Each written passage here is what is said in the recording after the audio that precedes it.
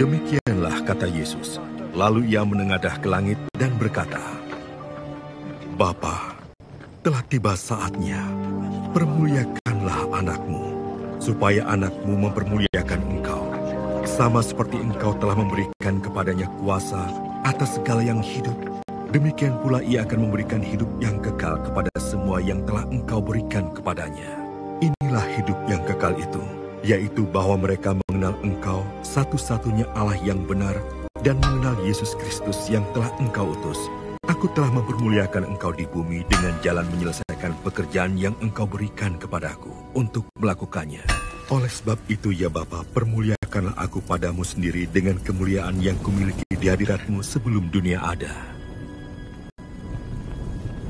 Aku telah menyatakan namamu kepada semua orang yang engkau berikan kepadaku dari dunia. Mereka itu milikmu dan engkau telah memberikan mereka kepadaku dan mereka telah menuruti firman-Mu. Sekarang mereka tahu bahwa semua yang engkau berikan kepadaku itu berasal daripadamu. Sebab segala firman yang engkau sampaikan kepadaku telah kusampaikan kepada mereka dan mereka telah menerimanya. Mereka tahu benar-benar bahwa aku datang daripadamu dan mereka percaya bahwa engkaulah yang telah mengutus aku. Aku berdoa untuk mereka. Bukan untuk dunia aku berdoa, tetapi untuk mereka yang telah engkau berikan kepadaku. Sebab mereka adalah milikmu, dan segala milikku adalah milikmu, dan milikmu adalah milikku, dan aku telah dipermuliakan di dalam mereka. Dan aku tidak ada lagi di dalam dunia, tetapi mereka masih ada di dalam dunia, dan aku datang kepadamu.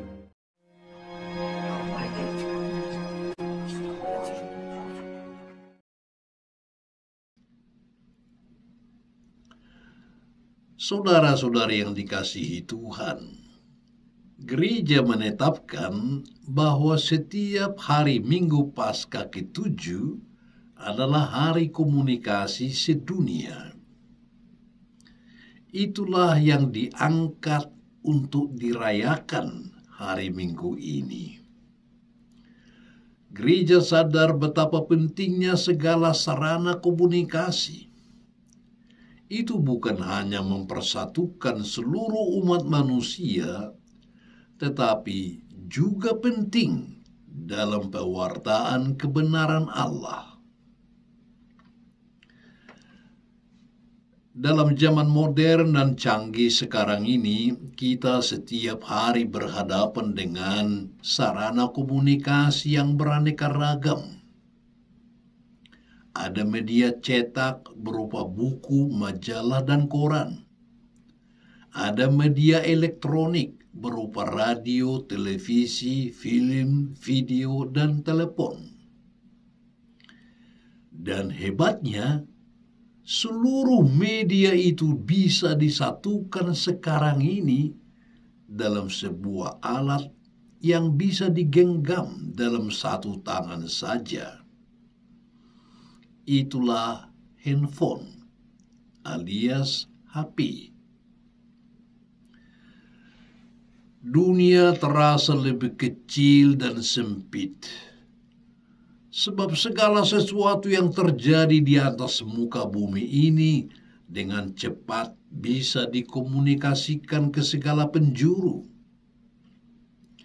Ya, rasanya tidak ada lagi sudut-sudut terpencil dan tidak dikenal di atas permukaan dunia ini. Memang pengaruh komunikasi pada zaman kita ini sungguh menakjubkan. Saudara-saudari yang dikasihi Tuhan, dengan alat komunikasi handphone sekarang ini, manusia sangat terbantu untuk berkomunikasi dari satu tempat ke tempat lain dengan mudah. Dengan alat ini, jarak bukanlah merupakan halangan lagi.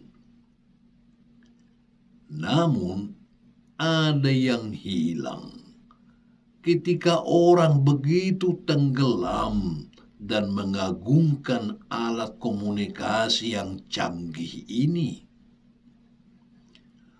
Perlahan-lahan orang modern mulai lupa akan komunikasi personal yang mendalam. Kita menyadari bahwa komunikasi memang merupakan pencapaian manusia yang hebat. Namun, komunikasi yang sejati tidak pernah hanya merupakan hasil dari teknologi yang canggih.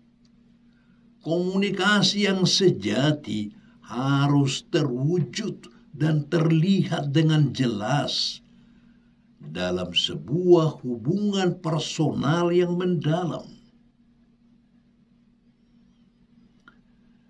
Dalam Injil hari ini, Yesus berkomunikasi dengan Bapanya dalam sebuah doa yang mendalam. Yesus berdoa bagi para pengikutnya supaya mereka menjadi satu. Sama seperti Bapa dan Yesus adalah satu. Yesus menghendaki agar ada kesatuan kasih yang mesra dalam setiap komunitas pengikutnya. Kesatuan kasih para pengikutnya itu adalah seperti kesatuan mesra antara Bapa dan Putra. Saudara-saudari,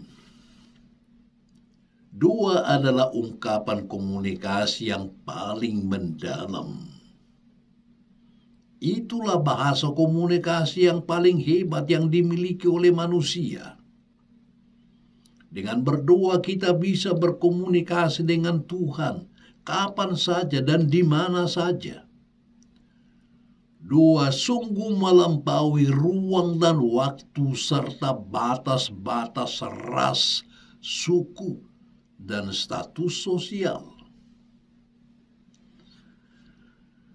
Perjumpaan yang mesra dan mendalam dengan Tuhan dalam doa ini harus menjadi cerminan dan berbuah dalam komunikasi kehidupan sehari-hari.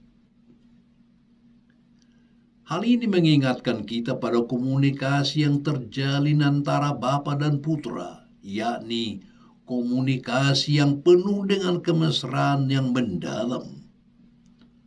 Komunikasi yang penuh kemesraan dan mendalam seperti itulah membuka ruang dialog, menimbulkan saling pengertian, percaya, dan keinginan untuk berdamai. Komunikasi bukanlah semata-mata masalah bicara. Lebih dari itu, komunikasi adalah saat di mana kita saling menguatkan, saling menyapa, dan saling mengungkapkan kasih. Hal inilah yang kita lihat dalam kesatuan mesra antara Bapa dan Putra dalam Roh Kudus. Kesatuan Allah Tritunggal Maha Kudus adalah model bagi kita untuk membangun sebuah komunikasi yang baik, yakni komunikasi cinta. Jika kita mencintai dengan tulus, tak mungkin kita akan menyepelekan orang-orang yang ada di sekitar kita. Jika kita mengasihi dengan tulus, maka kita akan sungguh menghargai orang-orang yang mendukung kita dengan kehadiran maupun sapaan mereka. Kasih adalah wujud nyata sehatnya sebuah komunikasi. Jika sebuah komunikasi tidak sehat, maka tidak akan ada sikap saling mengasihi, saling menghormati, dan saling menyapa. Semua keutamaan ini hanya terdapat dalam diri orang-orang yang mampu berkomunikasi dengan baik. Maka, dengan mencontoh kesatuan Allah Tritunggal yang Maha Kudus yang saling mengasihi, kita wujudkan sikap kasih saling mengasihi dengan mau menyapa, mau meneguhkan, dan juga saling mengingatkan. Sikap-sikap ini menjadi tanda bahwa kita masih memiliki sikap peduli. Orang yang tak peduli adalah orang yang tidak mau menyapa, tidak mau meneguhkan maupun mengingatkan. Di mana sikap tidak peduli berkuasa, maka di situ ada kesepian, kematian, dan juga kesengsaraan. Mari belajar untuk menyapa, karena sapaan adalah tanda bahwa kita masih peduli. Sapaan juga suatu tanda bahwa kita masih menganggap orang-orang di sekitar kita itu berharga.